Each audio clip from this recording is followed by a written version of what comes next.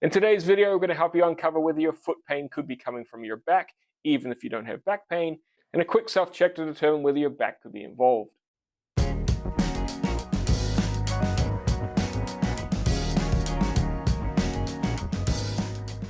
Hey, Glenn here from Mehab, where our goal is to educate and empower you to take control of your recovery. Some of you may be wondering, how can my back be causing my foot pain? The nerves controlling your muscles and sensations of your lower leg are all coming from your back. And when those nerves get irritated, they can produce all kinds of symptoms down the leg. There's a thing called dermatomes, which are essentially maps that will outline what nerves innervate what sections of the skin.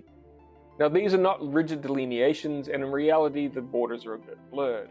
If we look at the foot specifically, you can see that the nerves that are involved in the sensation of the foot are L4 through S2. Statistically, the most common nerves involved in back pain are the L4, L5, and the L5, S1 nerve root. It's important to note that you do not have to have back pain to have the symptoms in your leg or foot coming from your back. Often you do have low back pain and symptoms peripherally down the leg, but that's not always the case.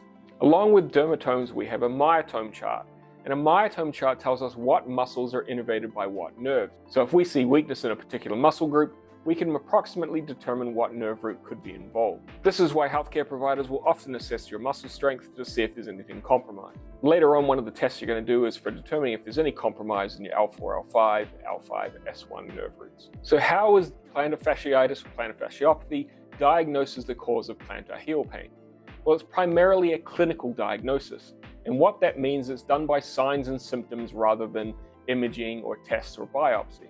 The primary clinical diagnosis used is pain on the first step and pain with palpation at the medial calcaneal tubercle. If you've seen any of my other videos, you'll understand why there's a problem with this. But in a nutshell, these symptoms are not exclusive to plantar heel pain caused by the plantar fascia.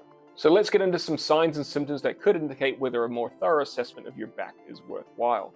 You have a chronic history of low back pain or a recent incidence of low back pain, especially if it coincides with the presentation of your foot pain or an aggravation of your foot pain symptoms. Pain in multiple areas of the leg. If you have pain or symptoms in multiple areas of the same leg that you have foot pain in, it's unlikely that they're not coming from one particular source. Pain when first getting up from sitting or laying down. If you're having back pain and stiffness and you have associated foot pain when you first stand up, that could be an indication that it is coming from your back. Additionally, if you have back pain and foot pain that clears after 10 to 20 steps, that's a good indicator that your back could be involved. Numbness, tingling, and hot and cold sensations. Any strange sensations like tingling, numbness, or hot or cold sensations running down your leg or in your foot are a sign of neural involvement.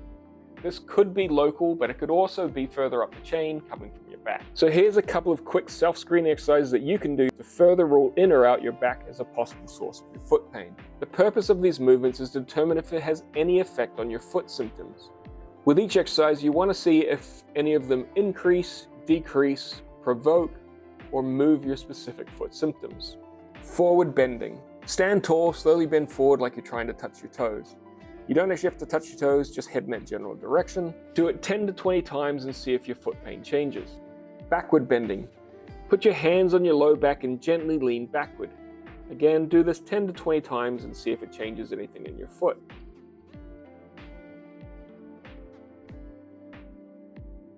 Next is side gliding. Move your hips side to side slowly. See if this changes any of symptoms in your foot. Heel walking. This is a test of the strength of the muscles that are innervated by your low back. You're going to walk on your heels without letting your toes touch the floor. If you can't, especially if it's on the same side as your foot, that could be an indication of back involvement. Toe walking. Walk on your tiptoes without letting your heels touch the floor. Again, if you can't, especially if it's on the same side as your foot pain, that could be an indication of back involvement. Slump test. Sit in a chair and slouch as much as you can. Drop your chin to your chest, straighten your knee, and dorsiflex your foot. Do this on both sides as a comparison, as they can be provocative anyways. See if that provokes your pain. Remember, we're looking for a reproduction or aggravation of the pain. Not new pain, the pain.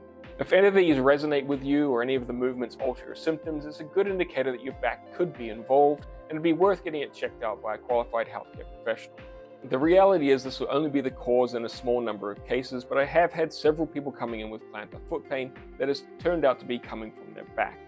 I hope this helps a few of you out there. Let me know in the comments if any of this sounds like you or any of the tests are positive for you. If you haven't yet, please like, share, and subscribe. And as always, we'll catch you on the next one.